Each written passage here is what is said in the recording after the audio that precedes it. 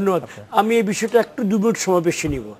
আবগারি শুল্ক আমি চেক করে এসেছি 47 থেকে আছে, এর আগেও হয়তো ছিল, আমার কাছে এক্সিস্টিং রেকর্ড 47 থেকে এটা আছে। প্রথম দিকে সামান্য পরিমাণে ছিল, হয়তো 50 টাকা 100 টাকা, ধীরে ধীরে কয়েক বছর পর রিভাইজ করে করে আমরা এসে পেয়েছি 500 টাকা।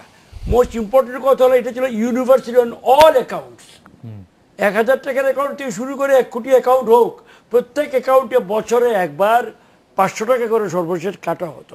প্রত্যেকটা অ্যাকাউন্টে বছরে একবার ব্যাংকে কেটে রাখতো আবগারি নাম দিয়ে। মানে আমার নামে 20,000 টাকা থাকলো, 20,000 হোক আর 20 লাখ হোক, 100 টাকা 500 টাকা আপনাদের কেটে রাখতো প্রত্যেকটা ব্যাংক, প্রত্যেকটা বছরে একবার, অনলি ওয়ান্স এ ইয়ার।